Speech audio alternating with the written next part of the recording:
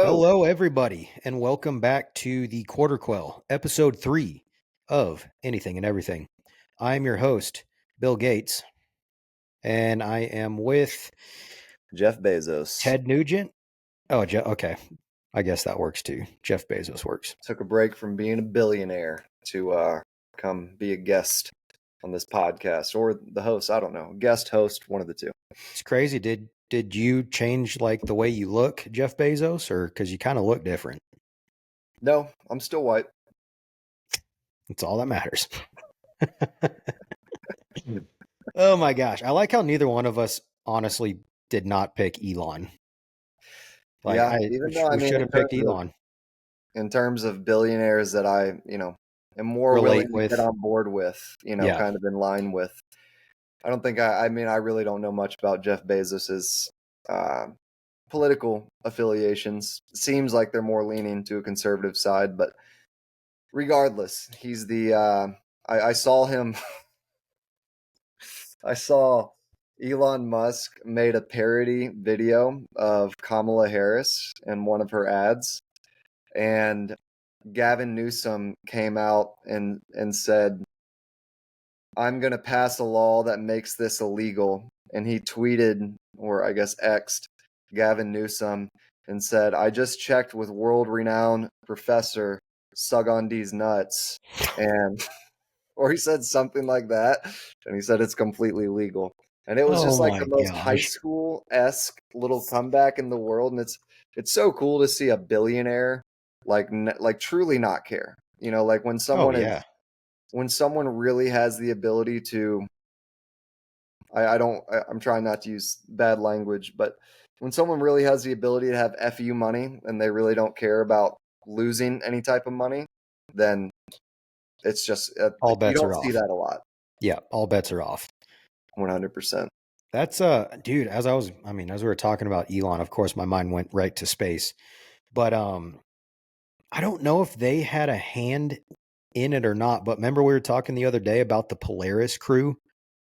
Like the The new people that are stuck up in space. No, that was Boeing. Boeing Starliner. They screwed that one up big time. Speaking of that, real quick before I forget, because their shuttle broke and they honestly, I don't even know if they know what they're doing or remotely how to fix it. That crew that went up in Starliner successfully, because Boeing can't get that ship repaired, basically, or that shuttle to come back and get them, that capsule, they Yeah. are stuck there supposedly until the beginning of next year. Yeah, I saw I didn't read the article like very often. I just saw an article and then I developed an entire opinion around it just from the headline.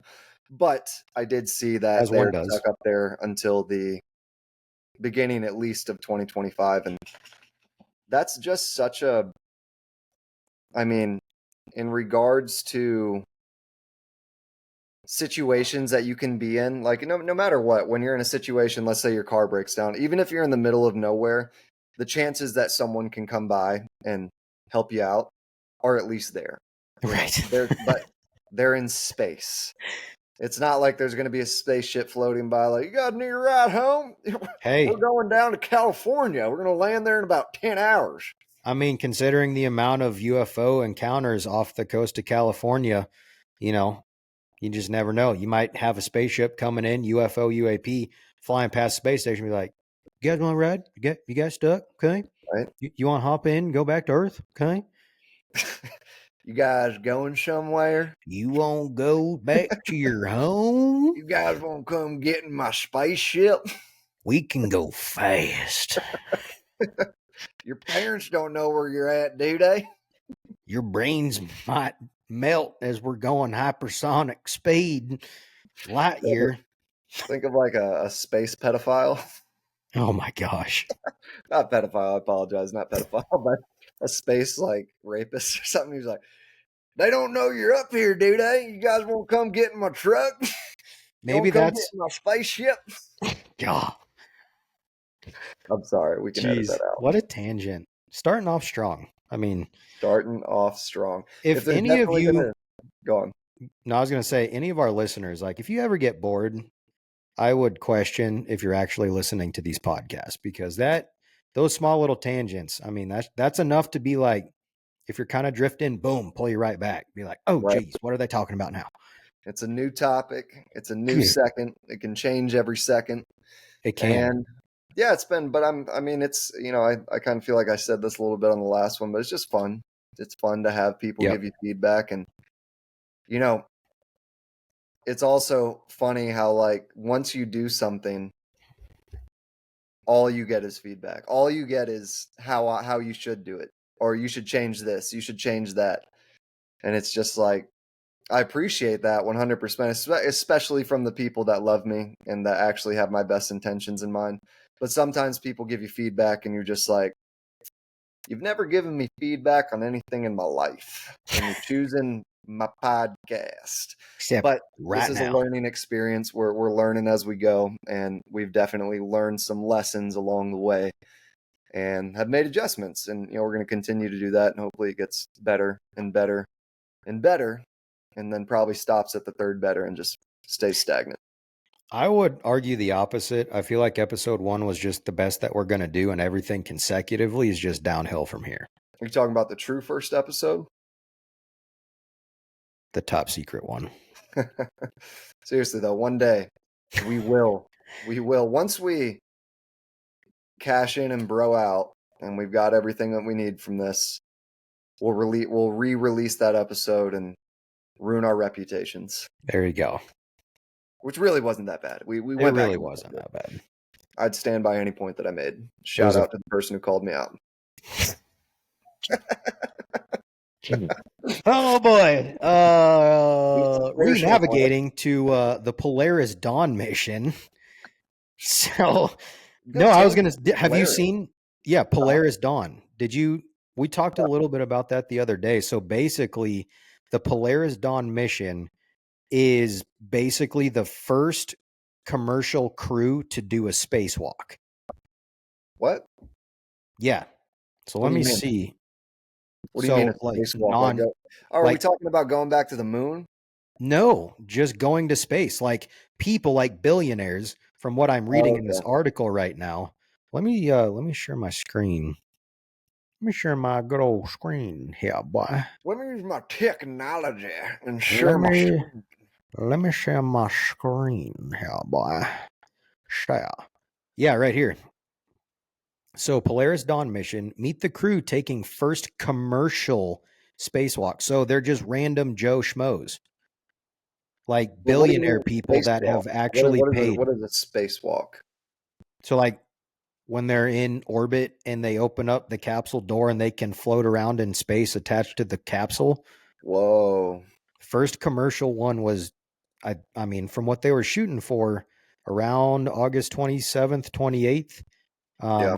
But it looked like as of August 26th, SpaceX had to delay the Polaris Dawn launch.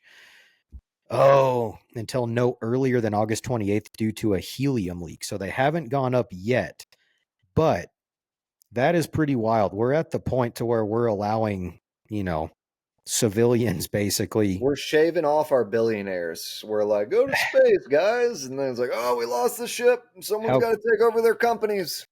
That is so, yeah. So Polaris Dawn was funded by billionaire Jared Isaacman. Isaacman? Yeah. That's So a joined by CIA 3 plan. others. There's a pilot, retired U.S. Air Force Lieutenant Colonel, and a mission specialist, both of whom are SpaceX engineers. So you just have not random people, but just people that don't have, actual astronaut credentials going up into space to do a spacewalk. I feel like a mission specialist is like the equivalent of a guy on a video game that goes on a lot of quests. And he's like, I've been doing this my whole life, boys. Anything they throw at me, I'm ready for it. I can retrieve one item and bring it back to a person, or I can do a half game in one mission. That's what you call the side quest professional.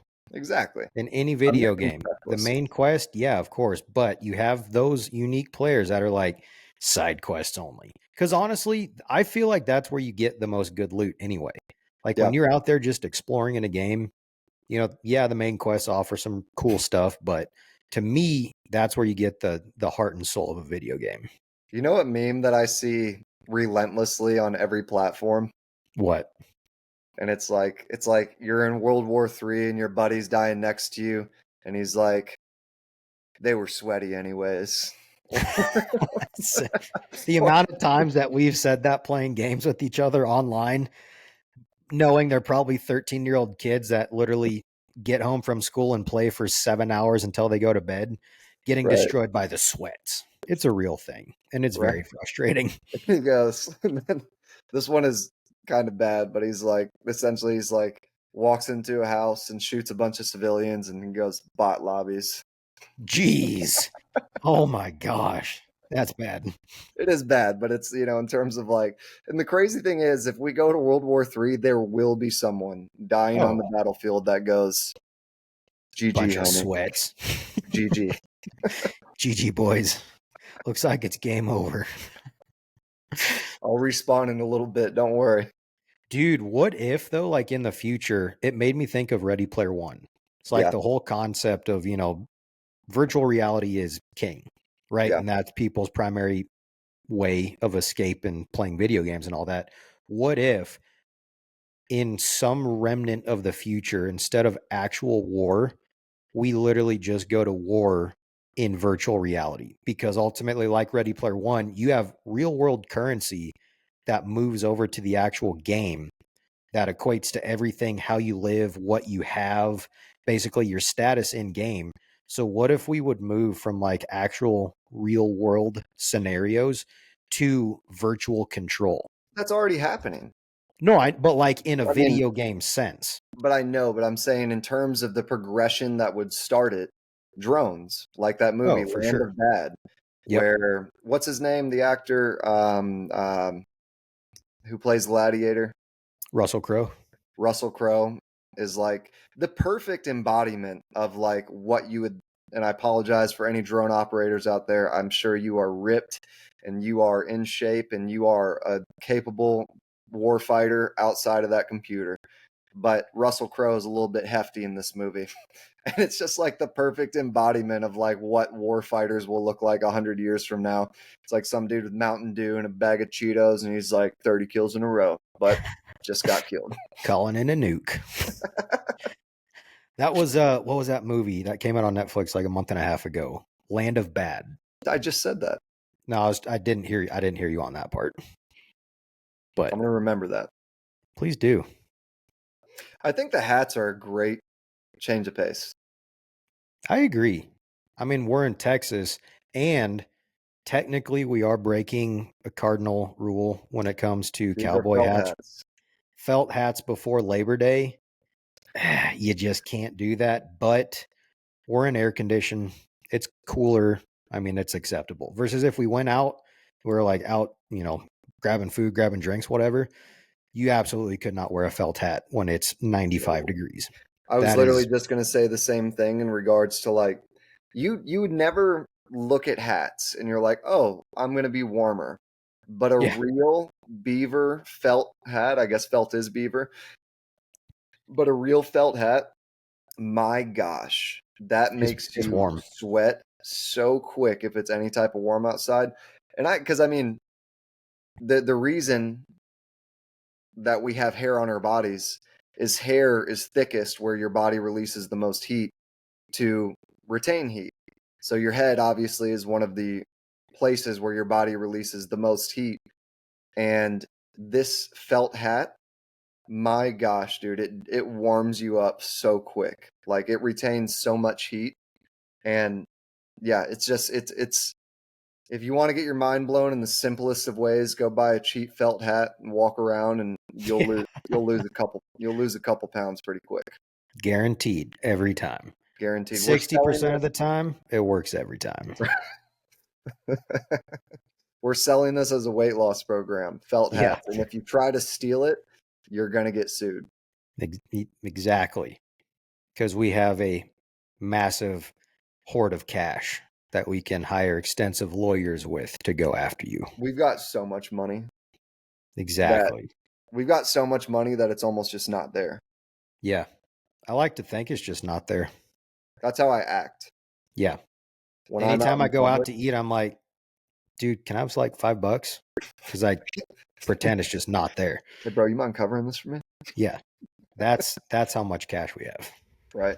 But an interesting topic, and I don't mean to, I mean, I do mean to, because I will say a little bit of feedback that we've gotten is that this can be very random and we go off on a lot of tangents. And we do have topics that we think about before we come on here that we would like to address, but this is just our dynamic. This is how we've always talked. This is just us. So tangents are just a regular thing. We'll try to keep some continuity, but to go off on a tangent, well, I just said that one of the top mysteries that scientists cannot figure out that I think is amazing is that the human brain processes so much data because at the end of the day, we're data processors. That's what your brain is. It's a computer. It's a um, biological computer, but it's a computer nonetheless.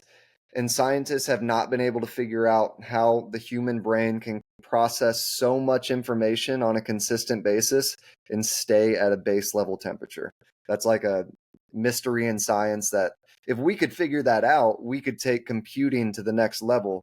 And that's one of the reasons that quantum computers are so Mind hard blowing. to create and sustain because the amount of computing takes so much energy Yeah, that it's like it gets, and I'm probably speaking out of turn here. It's a factor. And our brains are essentially sub quantum computers because we can't process at a quantum level, but the amount of data our brains process is like more data than we can put in most things, at least, and have it process it continuously for an extended period of time. That's why they have these big, like our buddy Derek. He's got his dad's best friend. What's his name? Pete. Pete. Yeah, Pete. I remember. I mean, he's just this guy that he's been involved in a lot of technology stuff. You know, he Ventures. Yeah. ventures, things like that, venture capitalist. And he was telling us one time about he was potentially investing in these data centers that they put in really tall buildings, but they essentially leave these big windows open so the wind can constantly come through and cool down the data processors. Because that's the biggest thing about data processing is trying to keep them cool. That's where most of the energy in data processing goes, is trying to keep the processor cool so it can continue doing what it's doing and not burn out. And yeah, long story short, it's just if you think about that for a second, like your brain being aware of your peripherals, things around you that you're really not necessarily paying attention to, but still taking them into account and then thinking about what you're thinking about and then processing that into words like we're doing right now. Like the amount of, again, I'll say this, I'll probably saying it too much, data that's going into that is just It's it's wild. chemistry. It's, you know, God is truly amazing in regards to how he created something so perfect and just circumnavigated every single challenge that there is Yeah. And to so complex too. so complex. Like the DNA structure, man, that is It's wild. it's very wild. The And well, I was just going to say too, on the note of just information that your brain takes in, I mean, literally less than a blink of an eye, your brain is internalizing whether it needs to go to long term, short term, just quick use, get rid of it, whatever it might be. I mean, it's going to be really insane um, to see, especially with what Elon is doing with Neuralink. So taking the organic side of a human's brain, but then mixing it with, a technology, putting a chip, whatever in your head. And that to me is where it's going to get scary. But at the same time, for medical purposes, for individuals that have been paralyzed, that have had strokes, that have lost, motor function, whatever it is, the test subjects that have Neuralink in their brains right now, it's incredible the results that they're having. And I was listening to a most recent episode of Joe Rogan, and they were talking about certain Neuralink. You probably heard of that, or this little instance that they talked about. But the one guy who I think is fully paralyzed he got had him on Neuralink. for That an was, actual show. huh? He had him on for a full show. Did he? Yeah. Okay, sweet. But basically him playing video games because he doesn't have motor function to be able to use a controller to play. He's literally thinking of the movements and it's like the dude is playing like an actual aimbot We said because his we said it's unfair. yeah, it's insane because as soon as his brain thinks it, like a dude drowning a corner and you take a shot, whatever, it's instantaneous. There's no missing, there's no nothing. So like just the scale of efficiency is absolutely wild. Caveat to that, when people, that don't have anything wrong with them start volunteering or wanting to sign up to get a chip in their brain, as AI gets developed too, to me, that's where it's going to get scary. And I think Elon's got a lot of, at least he's on the forefront of how to keep AI in check, unlike some other individuals. Um, it's just going to be interesting to see how all of this pans out. Well, I think it's interesting to even beyond the topic of keeping it in check because it's like a boulder rolling down a hill. Yeah. How do you what are you going to get in front of it and you can't you can't build something it's going too fast. Like you can try to keep it in check, but I just don't feel as if it is it's not going to be able to. And I know we talked about this previously, but like the again, it has already and will reach a point where it's self-correcting Yeah. at a pace that is so much faster than we can and relearn something like it's like Neo in the Matrix being kung fu being downloaded into his head and all of a sudden he's a kung fu master. Yeah. But I've got an interesting question for you. Would you get any type of Neuralink or biological interface with a computer? Oh man. I mean, as cool as that would be, I don't think I would. Just because, I mean, at least now there are way too many unknowns.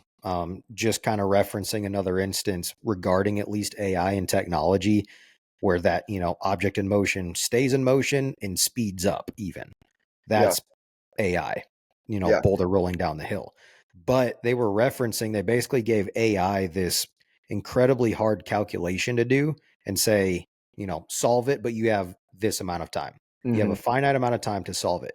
Well, when time was up, AI didn't solve it, but instead it paused and started rewriting the code and basically the script to allow itself to have more time to solve said equation. So it's just like you set parameters in, tying that back into Neuralink, you set parameters, but like, what if something happens and all of a sudden, it's like, wait a minute, I can step outside the circle. I don't have to stay in the circle, and Yeah. it starts basically going to different scenarios and changing the scenario. To me, that would be too much of a, of a what if basically It's a to possibility. where, It's a big yeah, one. to where I would not do it. And So long story short, no. you got to think parameters are like the guardrails that you can put up at a bowling alley. The Yep. reason they work is because the ball is not cognizant of the fact that there's guardrails. It reacts specifically to those because it's within its set boundaries and it bounces off of them. Like you said, if you give something the ability to think, it's going to look at a guardrail and just be like, well, if I remove this, I can Mm-hmm. do 10 times more and get there way more efficiently. And it doesn't have morals, so it's not going to calculate something to be good versus bad. It's just going to calculate the quickest way to an action. Yep. And another thing that I think is really so, for instance, credit cards. When credit cards came out, for the longest time, even now, there was this wild west of how much you can scam and hack, and still is. And they're constantly trying to defend against it. But it's like one of those things where you don't know the challenges until you encounter them. And Mm. then those challenges are even harder to overcome because it's constantly evolving to a point where you can then overcome the block to that challenge. So think of a computer or a Neuralink in your head. Think of brain hacking. Think Yeah. of being able to download viruses into someone's brain, not like a body virus, but a thinking virus that Yep. could reorganize their think about that. That could completely reorganize their morality to then reset their parameters. So Yeah. it's like I would never hit a person with a car, but all of a sudden I get this virus downloaded into my Neuralink, and it's like Well, now it has told me that, and it's not even telling me, I think I'm thinking it, Yeah. that hitting this person with a car is the quickest way to get to the action and is the right thing to do. Yep. Like, I think that's going to be one of the scariest parts. And honestly, like, it's going to be one of the ways that, I mean, anyone who's interested or has any knowledgeability, I'm not saying we do, but has any knowledgeability can make millions of dollars off of, because there's going to be so many hurdles to overcome that you can start selling the security to it. Yeah. And, one thing that I've learned about people selling security is that a lot of time it's not real. For instance, I was telling Chase a story that, well, I mean, not I was telling, it's the Ashley Madison website story about all the cheaters and whatnot. I remember when I was younger and that got let out and all the people were leaked. And you can see this on the documentary, but they told everyone that if you pay 20 extra dollars a month, all of your data, all of your links, all of your history is completely deleted from anywhere on the internet. No matter where you go, you can't find it. We've deleted it. They literally had no security protocol whatsoever. In no way, shape, or form were they even trying to delete the data. They were just selling the security extra to people, making them believe that, okay, I'm good. I'm good. I cheated on my wife for the sixth time, but I've deleted everything. So if anything bad ever happens, I'm good. And then, Yep. they never found the person that hacked that website and like Really? released everything. No, I mean, they tried. Go watch the documentary. It's very interesting because they really got like, other computer hackers. They, contracted to try to find this guy, never found him. What if it was a time traveler It was who me. came back to this time? Whoa. I gotta go. Okay. And then secret filming crew pops out. We got him. Got him. We found him. Go, go, go, go, go. All the windows Dude, but break. like when you were talking about like potential chips in your brain getting hacked, that reminds me of the one kind of conspiracy theory on a previous other podcast that we've listened to regarding those direct energy weapons that are supposedly a thing. How basically we were testing it and we've tested it a couple different times, but we're basically we can put thoughts via direct energy into people's minds. That's Do you apparently remember? already a thing. Yeah, And and that's if that's real, I mean, holy cow, that is horrifying. I don't want to go too tinfoil hat, but it was on the Sean Ryan podcast that there was a guy who claimed he had the security clearance to go anywhere in this secret Antarctic base that had, a lot of technology and all direct energy weapons, all this Big crazy stuff. satellites down in the Antarctic. And he was saying that they can literally put a thought in your head and make you sound like you're hearing that thought in your head. Yeah. But then, dude, going back to all the big Hawaii fires, remember that happened within the last year? Again, seeing all those different videos of just this like beam that came down real quick and fire started. It's just like you can go down a crazy rabbit hole really quick with all that stuff. And that's just more testament, are there direct energy weapons out Yeah. there? Man, I wonder how crazy an actual rabbit hole is. You must get, I mean, who's Must be ever pretty been in a wild. rabbit hole? Alice in Wonderland has. She went down the rabbit hole. That story was about acid. Oh, yeah.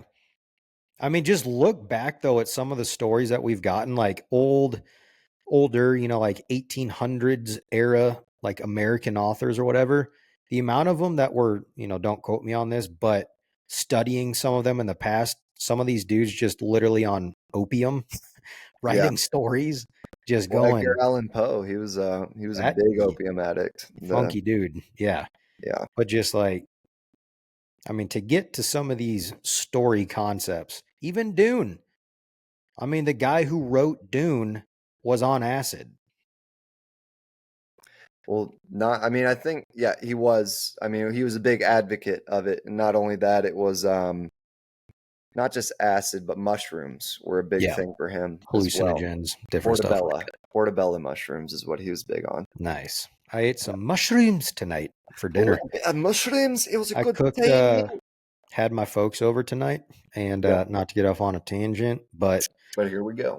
broke out that cast iron skillet, put Mm, some really nice fillets on, salt, pepper, a little bit of onion powder, and a little bit of thyme. Sizzled those suckers up on the outside, put some garlic butter on it, and then put some mushrooms in to cook in that butter after the fact. Ooh. It was good. it's so the I'm word. vegetarian, by the way. Yeah, he didn't eat the meat. I The didn't. word time, or the thyme. The Thyme. yeah, it's so. I never, whenever I say it, I'm just like, I don't know if I'm saying this right. Put a little bit of time on there, a Thyme. couple seconds, or are we putting a herb on there? I think it's Taheim. Tahim. Taheime. Tahim is actually Tahim. the traditional pronunciation. That's almost copyright for tahine. I think we're Except, gonna. I think we're getting into things that might get us killed, so we probably need to get off this yeah, we should topic. probably stop that. Don't go down that rabbit hole Yeah. because that's a crazy one. But dude, I was gonna say I started reading The Art of War for the first time in my entire life. What's his name that wrote it? Sun Tzu, Sun Tzu. I was gonna say Zenzu, but Zen. He was on couple them of noises Zins. with your mouth. He was on them 6 milligram Zins, dog. He created Zenpex. Zen Su. I'll But find out right now. I want to talk about killing people. exactly, this is how we strategize over some nicotine. But I'm about halfway through. My gosh. Like, obviously, for anyone that's read Art of War, for those that haven't, I would highly recommend it. It's literally only 100 pages, super short, but obviously written by a Chinese strategist hundreds of years ago. But it is crazy to see what he meant for battle application, how much truly applies to business application, to I mean, literally any real world scenario, whether you're dealing with people, basically how to approach situations. Like there are certain philosophies that, yes, when he wrote them, meant strictly for battle, but you can extrapolate a ton of those concepts and principles and literally apply them in all kinds of crazy scenarios. And I was reading last night and holy cow, like stuff that I mean, quote wise, I want to start legitimately memorizing and like making them part of my repertoire just Yeah. because they're so dang impactful. One of which was, what was it? Let's see. A consummate leader cultivates moral law and strictly adheres to both method and discipline. After reading that, and just kind of thinking about that, okay, like what does that mean? Take a step back. So, like a consummate leader, a leader who's in charge, adheres to moral code or the moral law, which is a Well, you said he universal principle, cultivates, so he creates the moral code and then adheres to it with discipline. adheres What to else? method and discipline in order to basically to adhere himself to follow it. So Yeah. just think of moral code, a generally worldwide accepted, right, for the most part, applicable code that everyone lives by, right? Well, I mean, I So think I think it's because I've read the book, or at least I listened to it, and I think what he's saying there is like, as the leader in battle, you have to create the moral code, and you also have to follow that, so the people that are correct. following you are going to follow it. So not, yeah, I mean, yes, 100% what you're saying in terms of like something that everyone can follow. Correct. And that's, not just something to your own agenda, like to your own agenda, but not at the same time. Yeah, Because if you have your own agenda and you're trying to sell that to people and people are like, well, what the heck? That doesn't make any sense. Why would I do that? It's a universal principle and universal code that people would be willing to buy into. Like just a good rule of conduct and being a leader that someone wants to follow, actually following it yourself through method and discipline. yeah, Like you set up the hierarchy of like, okay, if this is our code, this is what we have to do, and being disciplined in following it as well. And yeah, dude, I was just thinking about that last night and just looking at today's time, how many of our leaders or just leaders out there that are in it strictly for their own agenda. And it's yeah, just like it's a timeless principle that, you sit there and look at like, hey, if I ever want to be like a good leader one day, these are the guidelines that I would want to, follow if I weren't the leader. But at the same time, if I want to communicate that in a situation of leadership, these are the things that I would want to happen. And this is how I'm going to follow it. Like I just found that so incredibly mind blowing. I mean, for such a super simple and short sentence, it Mm-hmm. carried one heck of a punch. It does. And it also, to your point, in terms of world leaders who do have their own agenda, that mindset or that ability as a leader carries that punch whether you are wanting it to or not. So if you do, I think he's also speaking to the responsibility that comes along with it, because think of who was the Khan, the guy that killed millions of people, Genghis Khan. Genghis Khan. And that was his moral code. And Yeah. because of his strong moral code and he adhered to it through discipline and what was the other thing? Discipline Method. and method. Like that was a well oiled machine that followed a specific moral code that was extremely barbaric, but it was efficient as it could possibly be. What are your thoughts though between moral code and like code? Because like looking at Genghis Khan, to me, just like Hitler, he established his own code. That was not moral code by any means. Morality and moral code, to me, are universal principles to which, humans would abide by that are just like natural laws.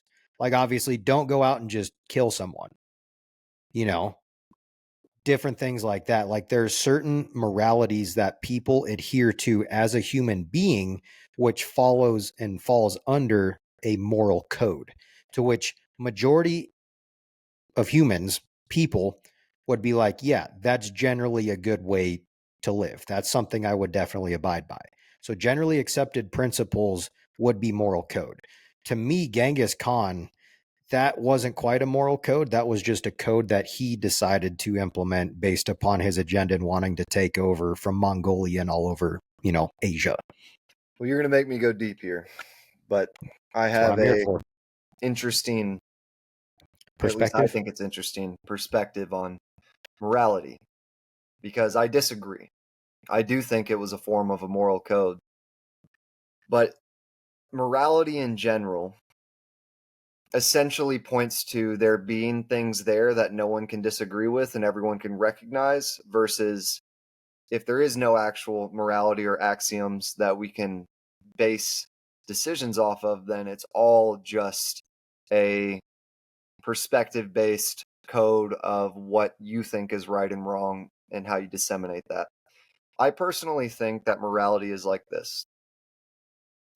Morality is like if me and you were on a desert island or a deserted island. And at the end of the day, there's two sides to that island. Each side has a bunch of resources on it that ultimately are going to be better than the other. But the only basis that you have to figure out which side has the best resources is this stick that's stuck in the middle of the ground in the middle of the island. And you can say, well, I think that the island has the best resources for long-term survival on this side based on X, Y, and Z. And then you on the other side would say, no, I think the island has the best resources on this side for X, Y, and Z. But at the end of the day, the stick in the ground is something that we can both recognize to start to make that rationalization.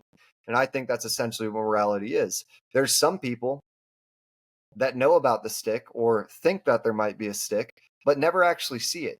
And they create their own circle and they say, actually, in this little circle, that is the best resources on the island right here. Nowhere else you can go. If you stayed in this little circle, everything's going to be good. If you end up finding the stick, you have a bigger perspective saying, well, now that I know this is here, I can justify that this on this side is going to be better for X, Y, and Z, or this on this side is going to be better for X, Y, and Z. So morality, in my opinion, is something that is so indefinite but definite at the same time that you have to be able, like, no, not even you have to. It's impossible not to recognize that the stick is there And that is where you can start your basis of, is this right or is this wrong? And for someone like Genghis Khan, he said, you know, there's the stick there. Like, for instance, killing is bad. There's no one in this world that wouldn't agree that you need some type of rationalization to kill. You don't need a rationalization to eat. It's just something that you're going to do with no thought about it. You need a rationalization to steal what someone else is going to eat. So there's that stick in the ground. The moment that you have to rationalize is the Yep. recognition, or the ability to even rationalize is the recognition of actual real tangible morality in the universe. Because I would think that, like an animal, animals don't rationalize very much outside of whether or not it's going to put them in a dangerous situation. Right. I think that one of the main differences between humans and animals is the ability to recognize sin or recognize morality. Animals can play in morality and they can be affected by it, and their decisions can look like it's reflecting it, but they can't actually see the stick in the ground as something other than a stick randomly in the ground. For instance, a bear will kill its children if it gets hungry enough. It will rape its family members, whatever it needs to do to survive. The difference between animals and humans is the ability to see that stick in the ground and start to rationalize why they should do something versus another. And I think rationalization inherently points to morality. But back to your point, I do think that Genghis Khan had a moral code. He just saw the stick and he said, yeah, killing is bad, but if I kill in this way and I progress and create this country based off our values and our traditions, then it's good. But he still had to see the stick in the ground first to be able to say, well, this side of the island has this amount of resources that are going to be better. And, it's not a good moral code, but it is a moral code.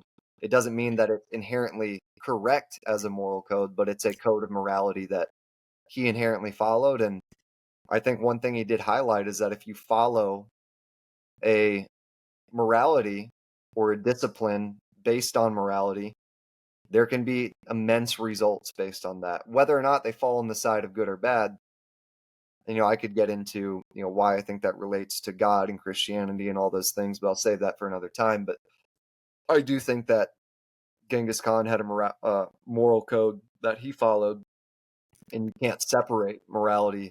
You can't separate codes and morality because they have to have a foundation from which they come. I could see that to an extent, but at the same time, it's like, what is truth, right? Like in today's time, it's my truth, it's your truth, it's that person's truth. Like, what is actually concrete truth? And to me, I guess when I was interpreting that line from Sun Tzu, the moral code, there are certain, of course, everyone has a code, 100%. People do what they do and they think whatever they're going to think about it. Look at Hitler, look at Genghis Khan, look at Stalin, look at Mussolini, Mao, crazy dictators from the past. They had, sure, if they want to call it a moral code, by all means, that's on them. But at the same time, there is a universal moral code to which most sane, the majority of sane individuals, i.e., that stick in the ground, that people adhere to, and it's just a matter of how much do you want to flex on what you think, you know, that moral code is based upon whatever is beneficial to you. But you pointed out something I was going to say, is that at the end of the day, nothing matters unless it is actually right or actually wrong. So going back to Correct. the island example, if that stick is there, there is a side of the island that has the best resources and that has the ability to provide the longest lasting survival. At the end of the day, whether or not you ever figure it out or not does not change that there was a side of the island that is better than the other. So at the end of the day, it really it matters. Well, I guess I'm not even saying that that's not the way I want to say it. At the end of the day, if there is an ultimate wrong or right, then that is the only thing you can be judged off of. But the stick in the ground was your indication of being able to figure it out, and it's possible to figure it out, but it's also possible to go astray. So it really Right, doesn't matter, correct. because at the end of the day, morals are morals. They're the values that you base your decisions off of, or the axioms that you believe are inexcusable in regards to truth. But the only thing that makes that relevant is whether or not it's actually true. So the only thing that makes it relevant to say that Genghis Khan did or did not have a moral code is whether morality is actually true. Because if Genghis Khan had a moral code and morality is not real, then it doesn't matter what code he came up with, because it doesn't. If it's not real, it doesn't. There is no right and wrong. But if it is real, it doesn't matter whether or not you get it right. It just matters. It's kind of like taking a test. You take the test and you're like, oh, I know this answer, because I know this and I know that stick in the ground over there. I know this, and I'm going to choose A versus B. That doesn't change that A was wrong and B was actually right. At the end of the day, there needs to be some set in concrete standard that everything falls back to. And I think that that's where a lot of morality, I mean, that's the only way you can judge morality, is by saying that there actually is a right and wrong of it. Correct. So he did have a moral code. He just, I Bent mean, it. he probably by anyone's opinion didn't go about it right. But the Correct. only thing that makes that relevant is whether or not there actually is a right or wrong. Yeah. And just for the sake of this, I looked up kind of the definition of moral codes. So, moral codes are often dependent on culture and can be made for a variety of reasons. For example, they can show how people should behave in society or how humans should treat each other. People can also use their moral codes to evaluate whether their decisions are ethical or unethical and to change their thoughts and behaviors to be more kind or humane. So there's kind of the distinction in a sense. Be like, okay, is this basically is it benefiting me in my agenda and what I'm wanting to do? Kind of going back to that, or is this almost benefiting making myself better, making people better, making the world better, whatever it might be? Like it's just a matter of again, what distance, what side, whatever of the stick that you're on, and ultimately what your agenda is. And all that matters is the stick is there. That if there There's was a no stick reference point. there, yeah, exactly. If there's a reference point, that's Yep. all that matters, is that there's a definite reference point. And this is the argument that I've always wanted to, I don't want to get myself canceled, but I don't. Here we go. Let's you guys ready?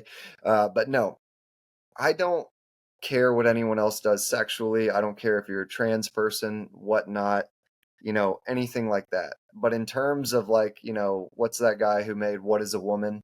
Um, Oh, is Matt Wallace? Matt Walsh. Or no, Matt Walsh. Yeah, Matt Walsh. Yeah. So my argument against that type of stuff is I call it the two balloons argument. So let's say Why'd you that have to bring balloons into this, man? Come on. I mean, like I said, I'm trying to get canceled here. Gosh. Let's say that there is two balloons and one of them is tied to the ground. And I'm over here, wherever you want to imagine, you're over there, and you say, that balloon's right there. And I go, yeah, that balloon's right there. And then there's another balloon, but that balloon is floating. And then I say, I'm standing on the ground, and I say, that balloon's over there. But you say, you're in a building, in an apartment on the third floor, and you go, no, that balloon's down there. And then someone, 100 yards away says, no, that balloon's all the way over there. The only relevance that you can tie back to that makes anyone right versus wrong is whether or not the balloon is tied down to something we can all objectively agree on. Other than that, the definition of where the balloon is completely based off the perspective of the person who's looking at it. Unless there's an objective reality that we can all look at and say, because of this that we can't disagree on, that balloon is right there. Outside of that, the balloon's anywhere compared to anyone. The balloon is completely descriptive based off the perspective of someone who's looking at it, unless it's tied to the ground. So, for any type of definition of any type of word or any type of thing, you have to have an objective agreement that no one can disagree upon. Right. And that is between men and women. I think we all know what that is. And that's why words matter. That's why, because if you're not going to call the balloon over there, I can say the balloon is a skyscraper. Yep. Because at the end of the day, I'm just assigning a new definition to it based off of my perspective, and it doesn't hold any weight for anyone else that isn't viewing it from my perspective. We all have to have an objective, realistic thing that no one can disagree upon to be able to give anything definition. Yep. And Well, that I mean, is, yeah. yeah, and it all goes back to like, what is truth? I mean, realistically, like truth isn't subjective. Truth is an objective thing. It's something that is true no matter what. And it's just, that's what's, I think, wild in today's time, just how this whole horizon has come up about, well, this is, this is my truth. Sky's purple. We're like, no, it's not. It's blue. And Mm-hmm. it's just like, it's a crazy, obviously crazy time that we're living in, but just how many different aspects of quote unquote truth that there are in today's society. So it's almost like, the relevance of morality, of having, some sort of code, some sort of truth, whatever that you live by, if it's that fluid, and not rigid, then it's almost like we can never remotely get on the same page because definitions are constantly changing about what truth actually is. Yeah. So, I mean, in terms of what is a man, if there's no objective reality to agree upon, a man is a Whatever flower. it, A man yeah, is a door. A man is, just put a new word there, because if there's yeah. no objective basis, then there is no there's no relevance to definition. You want to And it's know always what a going to man be, is? You want to know? please. Master Chief. That's a man. That's a man right there, Manliest boy. man, manliest man I've ever known in my life. I've met him multiple times. We're best friends. He somehow Just shows up through, at all these Comic Cons. yeah, just through the TV screen. Have you ever been to a Comic Con? No.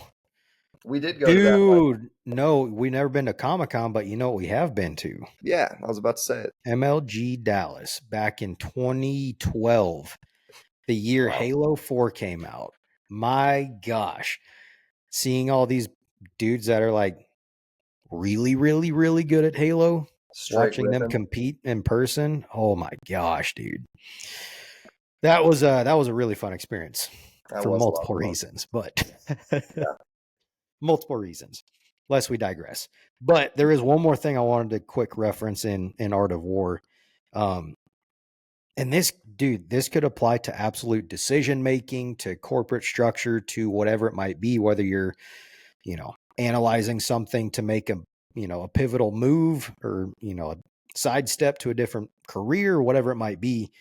So basically, he references, obviously, in the respect of military method, there's first measurement, getting like all of your measurements basically in play to figure out as you're developing your strategy and your plan. You have your measurement, your estimation, your calculation, your balance of chances, and then, from what he says, victory. So Mm. basically, measurement owns its existence to earth, estimation of quantity to measurement, calculation to estimation of quantity, balancing of chances to calculation, and victory to balancing of chances. So it's basically just the hierarchical, kind of like just a diagram. Like what are your almost pros and cons, for lack of a better phrase. Yeah. Like taking a situation, looking at it, analyzing it, getting your measurements, getting your estimations, doing your pivotal calculations, like, okay, is this something that would be beneficial or not? Weighing those chances and those opportunities, and then boom, executing on all the data points that you've gathered. I read that too. I mean, literally, it was right after the consummate leader cultivates the moral law and strictly adheres to method and discipline. That was the very next paragraph. So it's just like, boom, I got slapped in the face by that first one. And then I got uber slapped in the face by that next follow up. I mean, just breaking down that into just such simple terms to measurement, estimation, calculation, balance of basically your chances and opportunity, and then boom, making your decision. Yeah. Man, that really impacted me. The only thing I didn't like about The Art of War, and again, I didn't retain a bunch of it because I listened to it, and it's actually a pretty short book. I was surprised how quickly you could get through it in regards to Yeah. listening to it. But he references strategy a lot. And there's a side note in the book that says, unless you speak Japanese, there really is no good English definition to reference what he's saying. And the best we can come up with is the word strategy. Hmm. And it's just it kind of disheartened me as I was starting the book, because it was like, well, I'm going to be thinking one thing every time he brings this up, when in reality he means something a good bit deeper that Yeah. would be more understood by being able to speak actual Japanese. Yeah. But it's just, Chinese. yeah. Is it Chinese? Sun Tzu is Chinese, I believe. Are you sure? I'm going to look up Zen Tzu. He Yep. was a samurai. Chinese. He was Chinese. He was a samurai, though? No, he was a Chinese military general and strategist and philosopher. He wasn't a samurai? Nope. Look that up real quick. I did. It said he's not a samurai? Nope. He's Chinese. I feel like this is fake news. Fake news is Did you about get to that from be MSNBC? CNN. Oh, yeah. There you go. That's your problem. That was it. You're pulling Right from here. bad sources. Let me see. Sun Tzu was totally a samurai, verified by Keegan Glick. Oh, yeah, I see And it in right there. referencing moral code and whose truth is whose, that's Keegan's truth. Right. Don't tell me my truth is wrong. Yep. My truth has basis in only truth. And that's the thing about my truth, is it's just truth. Exactly. Makes sense. But yep, he was Chinese. Mm. Sorry to burst your bubble. It would have been cool if he was a samurai in Japanese. But like he talks Just because about, that would make more sense. You know, like for a book of philosophy and analysis and strategy and all that stuff and like reflection and inward thinking, you would think it would have been Japanese. yeah. He talks Not about saying that going into Chinese like don't do that, but he talks about going into like a cave essentially, and like, dying essentially on his knees. at the end, No, in the beginning, he like there's extended versions of the book, or like things with a lot of extra stuff, and he's talking about like being an old warrior and like, essentially like, I think he died actually on his knees, like with his sword like tucked in, like, in what he calls like a warrior's position. But interesting. I could be completely making that up. I could be mixing that with Game of Thrones. I don't know. You know what I was going to say, you know what that reminds me of? What? Those memes on Instagram where it's just like they'll show, one of the end scenes of Avengers Endgame. And it's just like it was a dubbed copy and some random character who's not in the Marvel universe pops up because they totally like ripped it. Yeah. That's you. I'm just It's like, the Art of War mixed with Game of Thrones. do you not remember when Sun Tzu talked about the Death Star coming in, and the X-wings and That whatnot must be the having the next battle? chapter I'm getting into. Yeah, you gotta get through the book, man. Don't talk about the book till you get Yeah. through the book. He just talked about when Master Chief battled Darth Vader. So that makes sense that, they fought and now Master Chief is going to the Death Star to blow it up. Who do you think would win? Oh, don't get me started on that. I mean, Anakin Skywalker versus Master Chief. I feel like that's pretty. If it was Anakin Skywalker, because full-fledged Anakin Skywalker that wasn't prohibited or inhibited by all of the injuries he sustained when he became Darth Vader.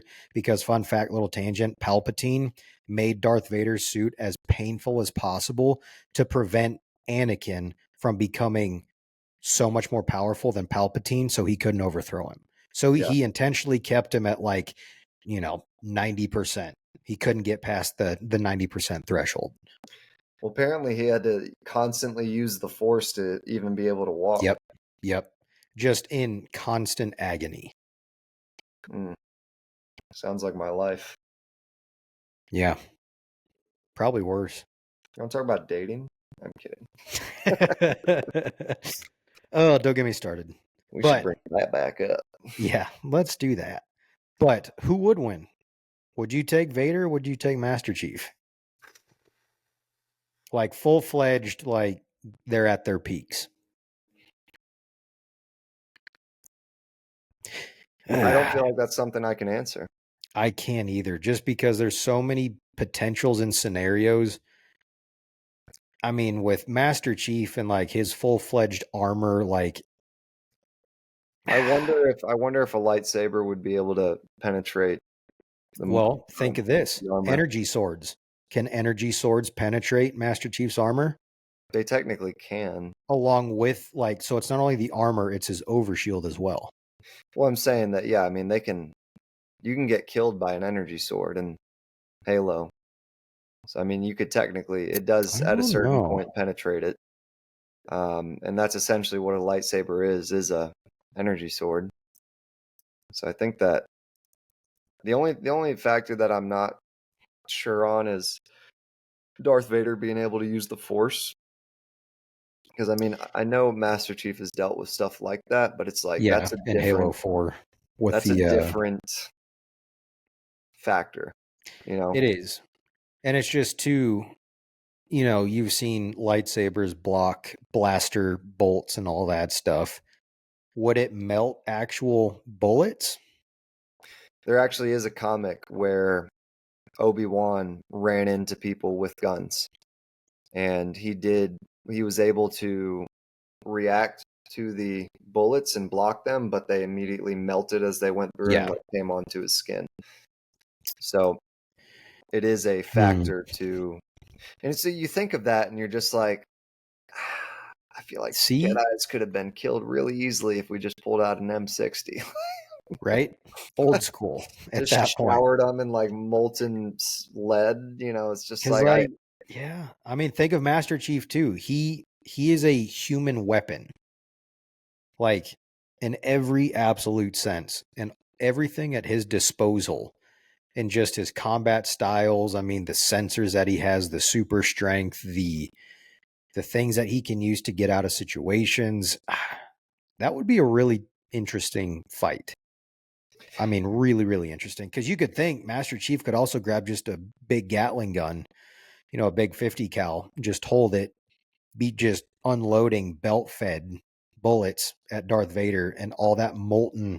But he could stop the bullets with the Force like Neo did in the Matrix. Now we're throwing Neo in. All of a sudden, he just comes in and like hits both of them. I need guns. Lots of guns.